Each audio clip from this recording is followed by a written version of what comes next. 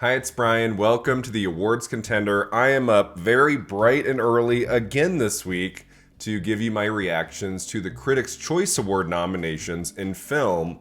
So this one doesn't have like people announcing the nominations. I just got a press release. It has everything. I have not looked at any of these nominations yet, I promise. So these are going to be my live reactions to the nominees in all the categories. Let's start with Best Picture. All right, the nominees for Best Picture at Critics' Choice are A Complete Unknown, Anora, The Brutalist, Conclave, Dune Part 2, Amelia Perez, Nickel Boys, Sing Sing, The Substance, and Wicked. Wow. Like, that is a fantastic lineup. Sing Sing is in. Sing Sing, of course, missed at Golden Globes, and we were all really upset about that. You know, Coleman Domingo got into actor, but Clarence Macklin missed supporting actor. The movie did not get into picture drama. So I'm very happy to see that here. I think we all knew that was happening. Like at Critics' Choice, like Sing Sing had to get in there. It's such a great film. No big surprises here. No big swings. Not some movie that was like on the bubble. No Nosferatu or something. September 5 is not here. That got into Golden Globes. No A Real Pain. I would say that's maybe the biggest surprise. Like there's no A Real Pain. That's the one movie I want to say I'm predicting to get into Best Picture at the Oscars. That is not here in Best Picture at Critics' Choice. But everything else got in, you know. Anora, Brutalist, Conclave, Dune Part 2, Amelia Perez. A through E, right? A, B, C, D, E is how I describe that in my Best Picture predictions video. Nickel Boys is here. I'm not sure if that movie gets in at the Oscars in picture. I'm still like, I'm like not convinced of that yet. But we'll see. That's really cool that made it in. A Complete Unknown is another movie that some of us are like, well, maybe that gets into actor, supporting actor at the Oscars, but it misses picture. That is here at Critics' Choice. Obviously, very excited. The Substance is here. I'm feeling good moving forward. If The Substance had not gotten into picture here at Critics' Choice, I'd be a little nervous. I'd be like, oh, crap, is that not going to get into a lot of these top categories at Critics' Choice? But that it's here, like, I'm just, you know, it's so funny. For months, I was like, Brian, do not get your hopes up. The Substance is really weird. It's very violent and gory at the end. I'm like, you know, it's going to be Hereditary all over again. You know, it's going to be sad, but whatever. And The Substance is like, it's performing. Like, it's doing really well. Like, getting into Best Picture at Golden Globes and Critics' Choice. Like, I mean, we'll see what happens at SAG, BAFTA, the Oscars. Like, man, it's going to be even worse, guys. It's going to be even worse if The Substance just, like, completely falls apart by Oscar nominations morning. Like it only gets into makeup at the Oscars, and that's it. You know, after this really strong showing early on. So, yeah, but, you know, I'm feeling more optimistic by the day. So I'm very happy that's here. And of course, Wicked's gonna do well. Like in all the ceremonies, everybody really adores that movie. So that it makes sense to me why that's here. But yeah, that's a really good list for picture. Okay, let's go to the next category. All right, next up is Best Actor. The nominees are Adrien Brody, The Brutalist, yep. Timothée Chalamet, A Complete Unknown. Daniel Craig, Queer. Coleman Domingo, Sing Sing. Ray Fiennes, Conclave. Hugh Grant, Heretic. Whoa! For Best Actor? Of the, like, only 6 slots. There's not 2 categories. Like, Hugh Grant made it in to Best Actor at Critics' Choice. Whoa! That seemed like just a one-off Golden Globes thing because they had to fill the comedy or musical category for Best Actor. That made sense to me. It's funny, I saw that movie at the Toronto Film Festival, and I walked out and I thought, God, Hugh Grant was so good in that. It's a genre movie, so probably nothing will happen, but wouldn't it be cool if he got in somewhere in Best Supporting Actor? I was like, I didn't even think that could be a Best Actor nominee, even though he's in a lot of the movie. It just felt like the two young women in that were kind of the protagonists. He was the antagonist, and there are chunks of the movie he's not in. So I thought, well, like, he's not going to have a shot anywhere in lead actor. Like, it's got to be supporting actor. Here he is at Critics' Choice in Best Actor. That's really cool. I mean, it's going to be fun this award season to see, like, how do they fill in that last slot. I mean, those top 5 are pretty rock solid. I have felt for a while that Daniel Craig is vulnerable for queer. I am not convinced he gets the 5th and final slot, like, at BAFTA, at the Oscars. Like, I mean, I felt pretty good he would get into these first 2, like, early on. But, like, after everyone has seen Queer, and I'm just like, I don't know. Jesse Eisenberg for A Real Pain. Like, that movie, obviously, it's not doing very well here at Critics' Choice, so I don't know. But I feel like moving forward, SAG and at the Oscars, like, I'm starting to get the sense that Jesse Eisenberg might get into that 5th place slot over Daniel Craig. I might be proven wrong there. I'm not sure. Like, I feel like pretty much from here to the Oscars, Adrian Brody, Timothée Chalamet, Coleman Domingo, and Ray Fiennes are almost 100% like in, like all the way to Oscars. I just can't see any one of those dropping out. I felt that way when I made my Best Actor predictions video like a month ago. So yeah, so it gets creative when you get to slot like 5 and 6. I mean, that Hugh Grant nomination is wild. I never in a million years would have predicted that, like at Critics' Choice in that 6th place slot. So that's really cool. Wow, I'm kind of taken aback by that. I don't think Grant goes any further. Like, maybe it's SAG. Like, maybe if there's like enough love for that film and his performance, like maybe. I mean, I don't know about you. I'm just happy to see like any genre performance get into a major award ceremony. It doesn't happen very often. So, like, just that he's here, even if Hugh Grant goes no further than this is the end of the line for him, that he got in at Critics' Choice is really great. Okay, I'm like scrolling down, like trying my best not to look, so this is like my live reaction here. Best Actress is next. You ready? Okay, the nominees for Best Actress at Critics' Choice are Cynthia Erivo, Wicked, Carla Sofia Gascon, Amelia Perez, Marianne Jean-Baptiste, Hard Truths, Angelina Jolie, Maria, Mikey Madison, Honora, and Demi Moore, The Substance. Oh, yes. Oh, wow, what a lineup. That is fantastic. I mean, you know, Saoirse Ronan's not here for the outrun. I knew when she didn't make it in at the Globes, it was over, you know? I was like, maybe she still gets a nomination at Critics' Choice or like BAFTA. I'm like, I mean, never say never, like for the BAFTA nomination or something, but I do think it's over for Saoirse Ronan, which hurts my heart because I love her performance in that movie, but it's a very small film, and it didn't really make an impact when it opened a couple months ago at the box office or anything, so I'm like, yeah, I mean, it makes sense. It's okay, I'm okay. But no, I mean, this is great. I mean, Marianne Jean-Baptiste missed at the Globes, and that was silly. Like, that was really stupid. Like, she gives one of the best performances of the year easily. So I'm really happy she made it in here. Like, I was like, she needs to get in a Critics' Choice. I mean, come on. Like the critics have to see, like, how great she is in that. I would say there aren't any big surprises here in Best Actress. There's no, like, a Hugh Grant nomination, like, here. There's not someone just, like, kind of out of left field who got, like, a random one-off nomination at the Globes that somehow snuck in here. I mean, I would say these are the top 6, like, contenders going into SAG and BAFTA and the Oscars. Obviously, moving forward, it's just 5 slots. So the question is, like, who of these 6 misses moving forward? Can someone else sneak into that 5th place slot, like an Amy Adams in Night Bitch or something? But yeah, I mean, I am feeling like the most locked in person here moving forward is Mikey Madison for Honora. Like that, like honestly, that's the one person I cannot imagine misses anywhere.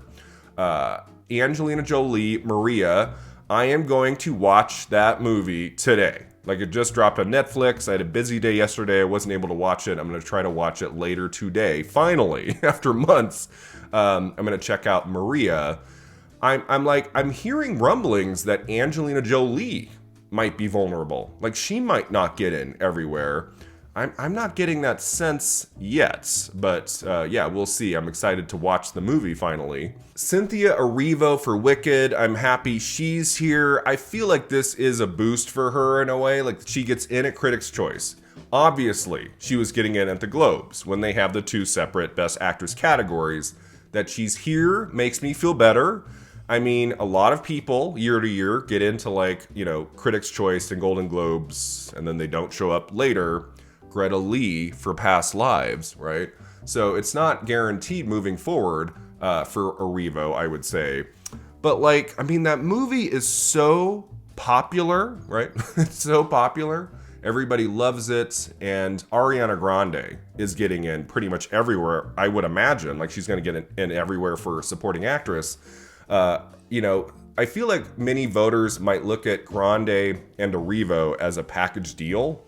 So, you know, I mean, who knows? Maybe Erivo is in like slot 3 or something, and she's going to get in all the way to the Oscars, not missing anywhere. That might happen.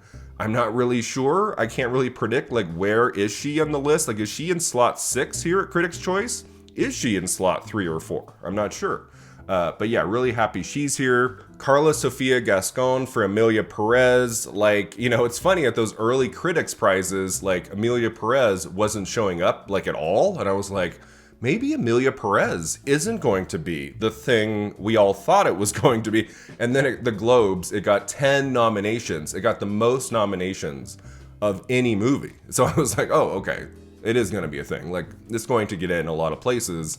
Here we have a Critics' Choice. She is nominated there in those 6 slots. So yeah, I'm still a little bit unsure of Emilia Perez. Like at the Oscars, like does the movie get into picture, director, actress, supporting actress everywhere at the Oscars?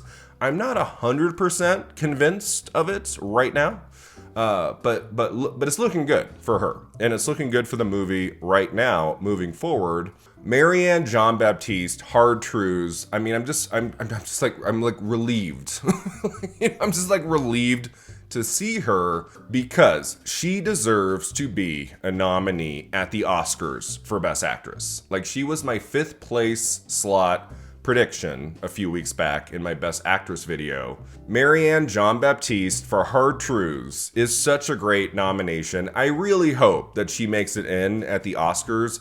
She deserves it. And I just realized Nicole Kidman is not here. I was like, this looks pretty rock solid. This list looks great. Like, is anyone missing? Like, obviously Saoirse Ronan for The Outrun. And then I just realized no Nicole Kidman for Baby Girl. Oh boy, because I have her like comfortably getting nominated for the Oscar in Best Actress. She's not here at Critics' Choice. Huh. Like, oh boy, that's gonna be hard. That's gonna be really hard if Nicole Kidman, like, let's say only gets in at Globes in Best Actress Drama, and then she like misses the rest of the season. Baby Girl is not a thing. Like, I don't know. I'm still feeling pretty good that Kidman can get in at SAG. Like SAG voters love her. She gets nominated for things all over the place. Like, that feels like a SAG performance, to be sure. Maybe, like, the critics, they just couldn't fit her in. Maybe she was in 7th place here. I don't know. But yeah, I just realized Kidman. No Kidman here. Like, I don't think missing Critics' Choice is like, you know, the end of your chances moving forward at SAG, BAFTA, the Oscars. It would have been nice to have had her here. But yeah, I mean, Kidman gives one of the best performances of the year. So I'm hoping this is like her only snub or one of 2 snubs before her Oscar nomination? Come on. But I can't be too mad about it because Demi Moore is here for The Substance. Wow. I mean, oh my gosh. Like, I would not allow myself to believe. It was like, I think, like, in the comedy or musical category at the Globes, like, Demi Moore is safely in. After the Globes, I was like, I'm not sure. Like, we're all hoping for her nominations in Best Actress this season. But I'm like, Brian, just prepare yourself. Like, she might not get in pretty much anywhere after the Globes. Here she is at Critics' Choice in Best Actress. So I'm like, I'm feeling good. Like, I don't know. Does she get the Oscar nomination next month? Like, I'm going to freak out, guys. I'm going to freak out. Be like, oh my God. Because, like, I always go back to Toni Collette in Hereditary. I thought she gave the best performance of anyone that entire year in 2018. She only got in, I think, at Critics' Choice and maybe Film Independent Spirits. And that was it. So, I mean, you know, Critics' Choice. Here's Demi Moore for The Substance. Oh man, that is going to be so sad, so painful if, let's say, Demi Moore doesn't go anywhere else beyond Critics' Choice. This is it for her. She doesn't get in at SAG, at BAFTA, at the Oscars. This is the end of the line. I'm hoping that's not the case. I'm hoping this is just the beginning of Demi Moore getting nominated for Best Actress everywhere for The Substance. Wouldn't that be awesome? Wouldn't that be amazing? So let's all cross our fingers.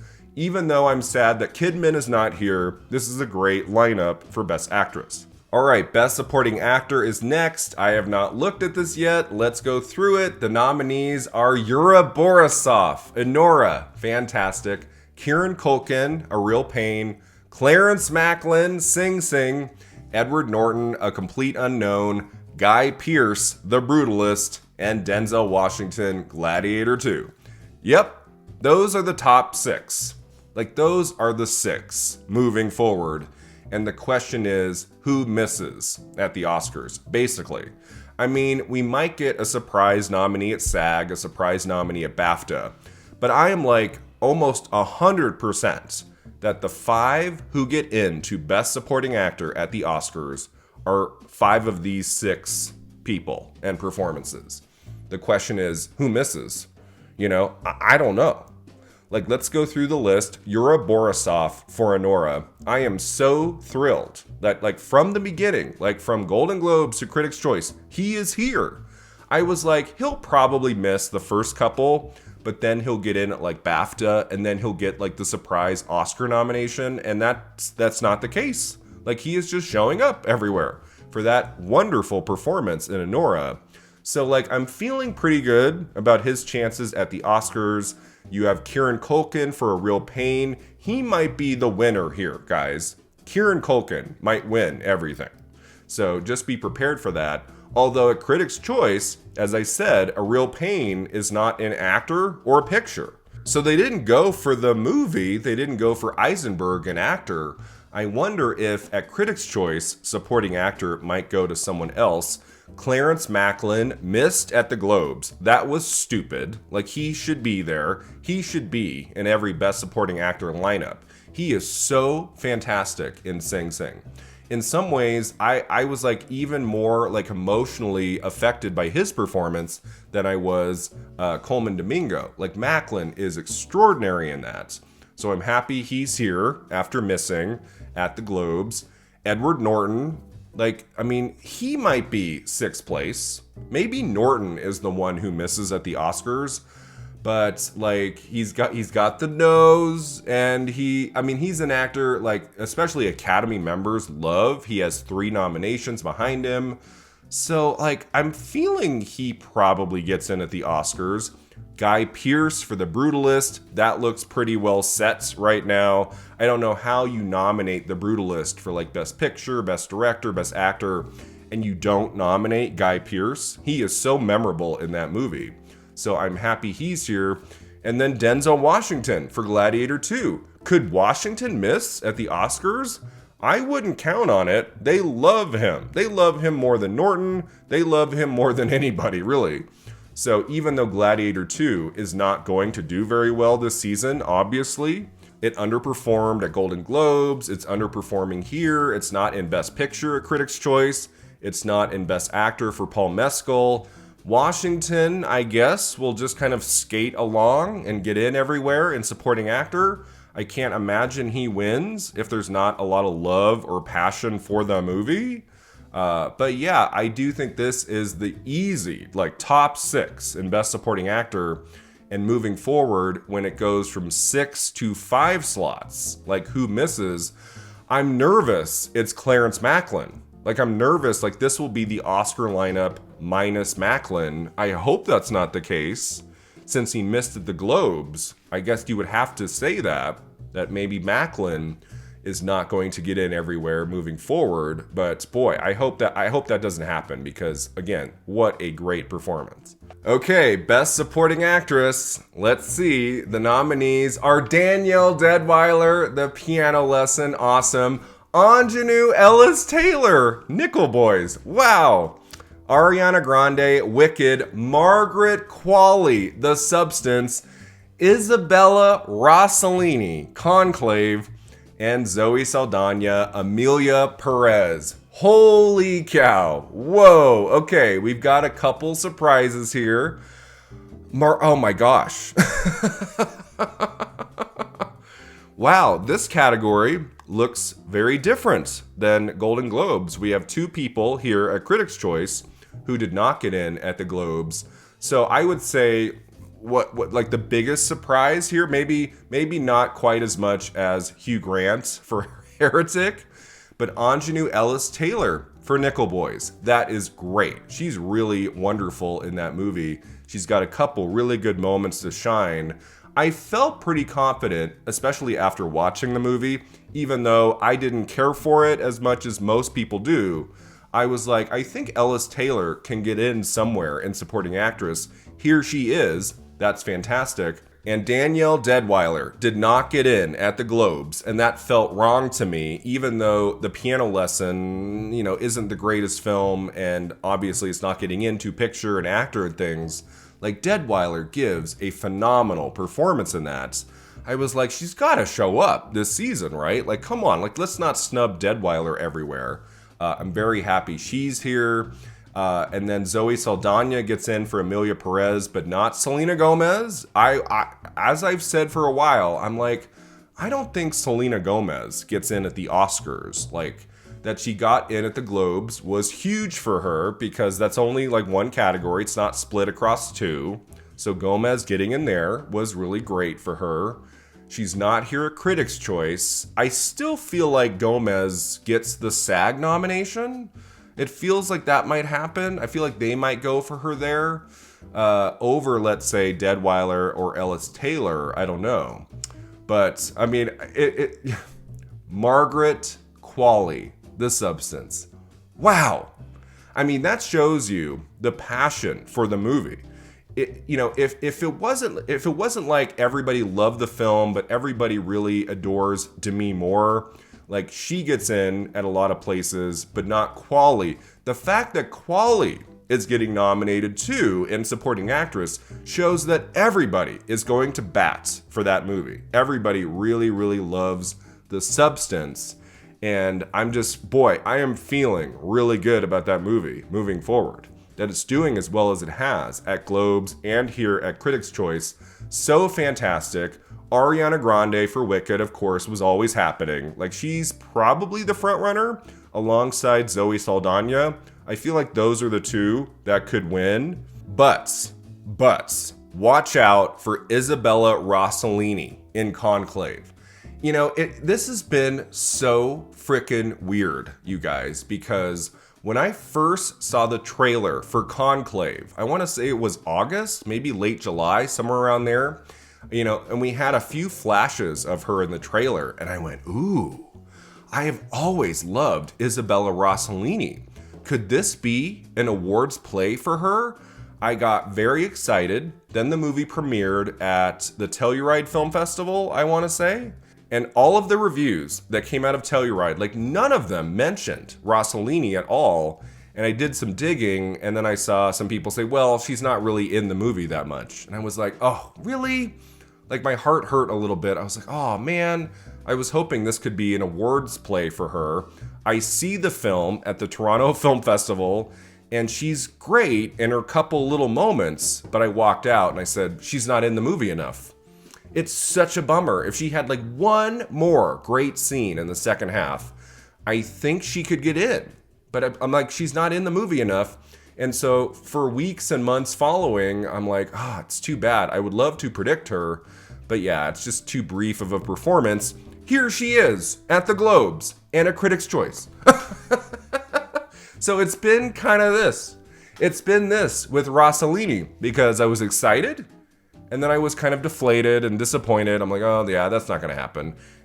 And now she's here. So I was overthinking that. I was overthinking her not being in the movie enough. I guess really in a film that people really adore, and you're an actor who's been around for decades, who everybody loves, like all you need is one really good scene, and that's enough apparently, because she's here. And you know what? Moving forward, I am like don't count out Rossellini to win for Conclave. Like, getting the nomination, I think, was her hurdle, like getting into these categories at these ceremonies. Like, now that Rossellini is here, I'm like, she has the veteran factor. Like, she's been around for a long time. I don't think she's ever had really any big awards nominations ever. So, I don't think everywhere, but Rossellini could win somewhere, like especially at BAFTA, I would say, if she gets in there. She's looking pretty good. So yeah, this is a great category. I mean, I'm so happy Ellis Taylor is here. That's a performance that should be recognized, and so that's fantastic. Again, I think the win comes down to Grande or Saldana, but we shall see. All right, the last three categories I'm going to talk about in this video are director, adapted screenplay, and original screenplay.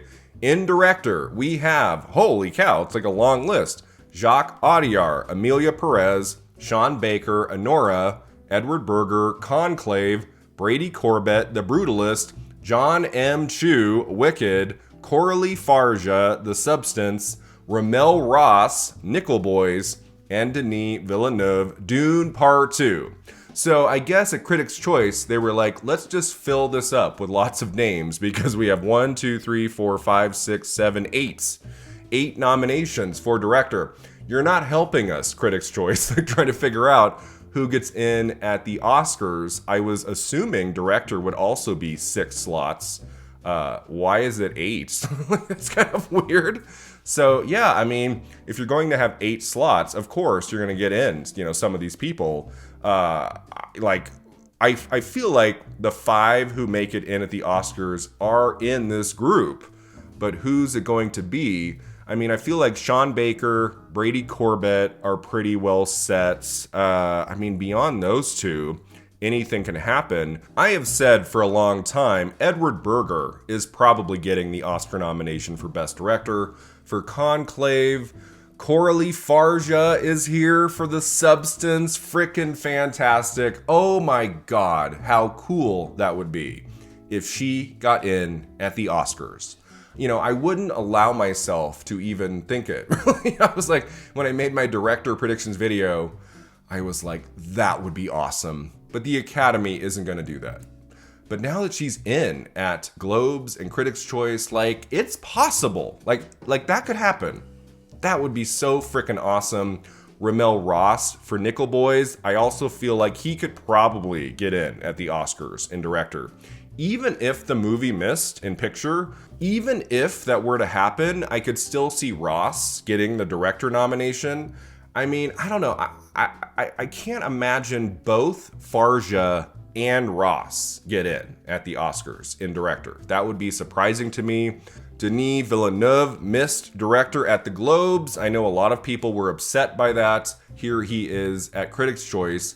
Again, though, it's 8 people, so it's like we can't get too excited here. It's like, what's that about? When there's 8 nominees, 10 nominees, it's like, okay, things get real when it goes to 5 when there are 5 nominees, things get frickin' real, guys.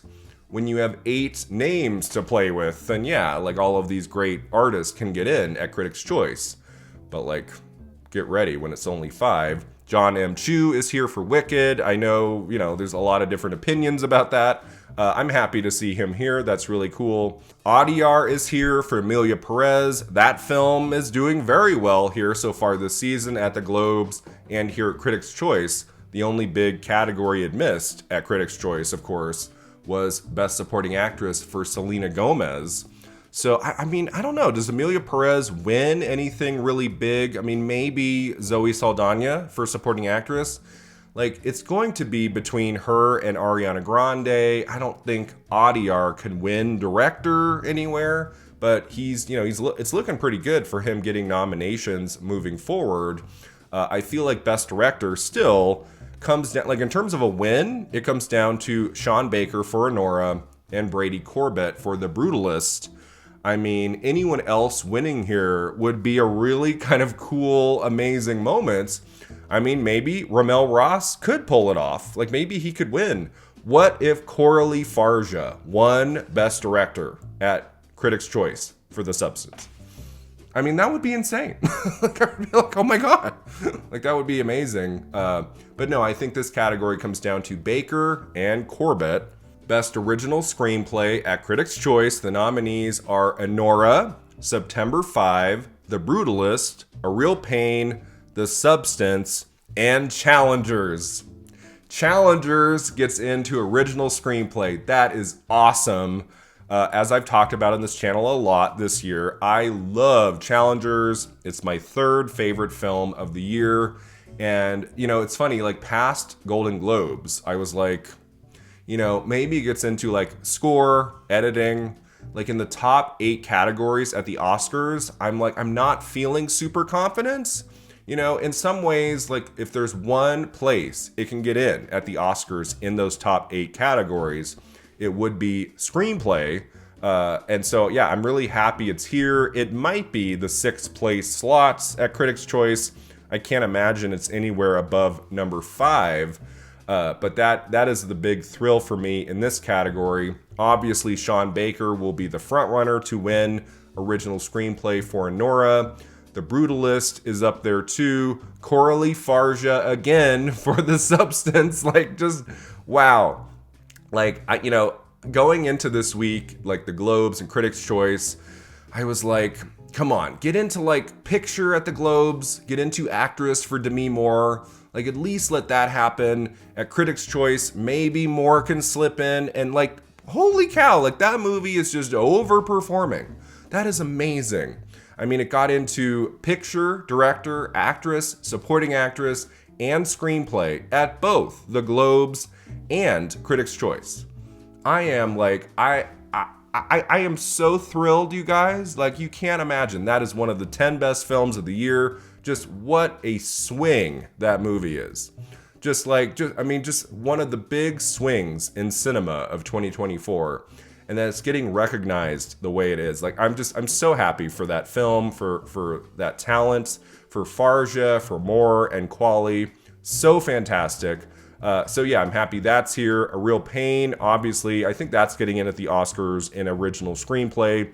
I feel like the 5th slot will go to like September 5 or Challengers or Hard Truths, right? Hard Truths is original for Mike Lee. That might also get in at the Oscars, as I predicted back in October. But yeah, this is a really good category. I mean, to see The Substance here, Challengers, Anora, The Brutalist, that is wow. That is great. Like, great films here. I haven't seen September 5 yet, hopefully soon.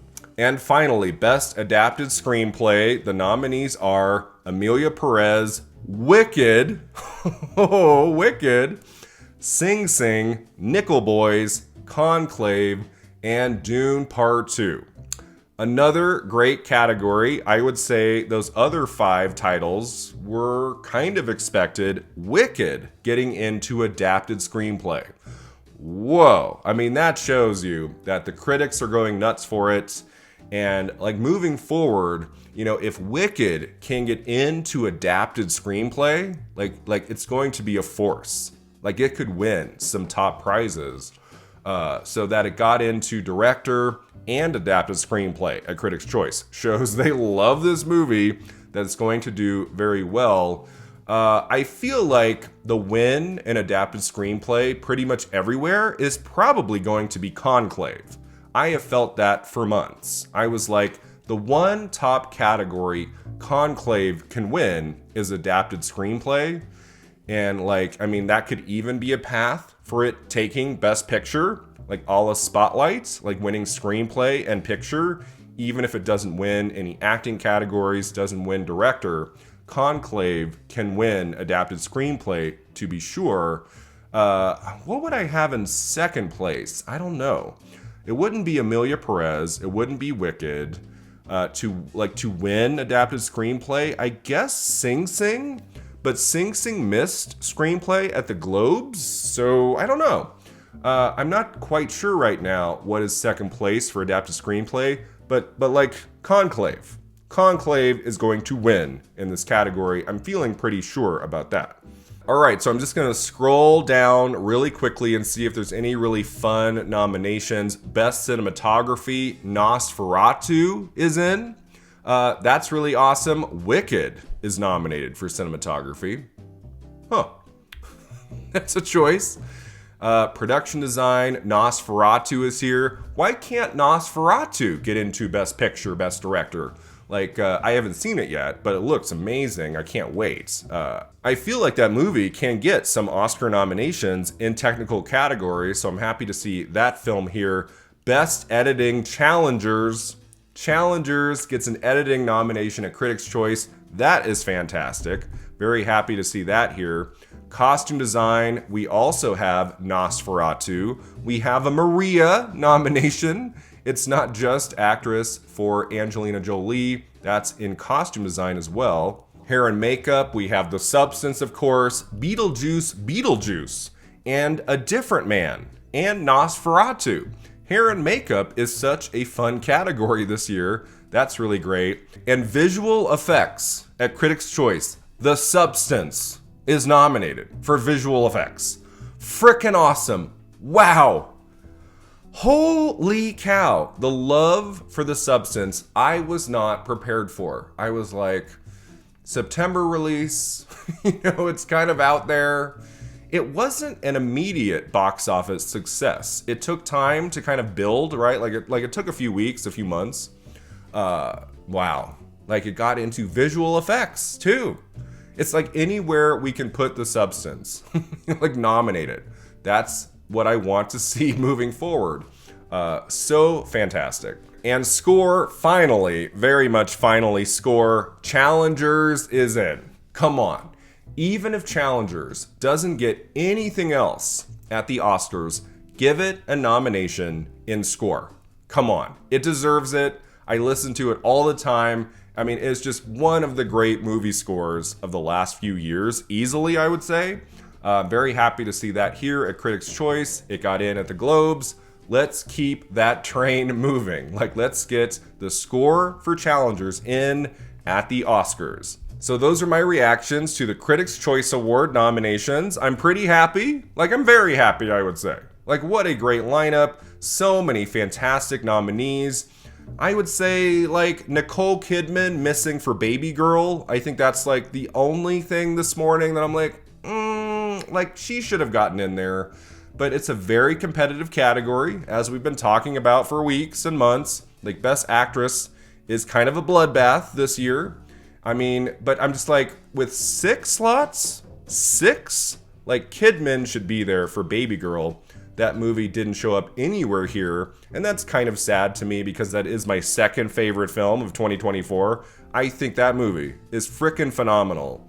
It should have gotten in somewhere here, especially with the 6 slots. But again, I'm feeling pretty good that Kidman gets in at SAG. If she misses there, then I think it's over. Then I think Kidman is, for whatever reason, not getting in at the Oscars, which would be a major bummer. But other than that, I'm pretty thrilled with these nominations. I am so happy for all of the love for The Substance. Like, wow. I mean, that did really well at Critics' Choice and the Globes. So, like, I'm hoping like that movie doesn't fall off a cliff in January. Like at SAG and BAFTA and the Oscars and like very little happens. But right now, I can feel happy. I can feel like, okay, people are loving that movie and giving it tons of nominations all over the place. That is great. So yeah, we shall see what happens. Award season has only just begun. In a few weeks' time, we've got SAG nominations, BAFTA, the Oscars, of course. Thanks so much for coming along this very exciting journey with me, and I will see you next time at the Awards Contender.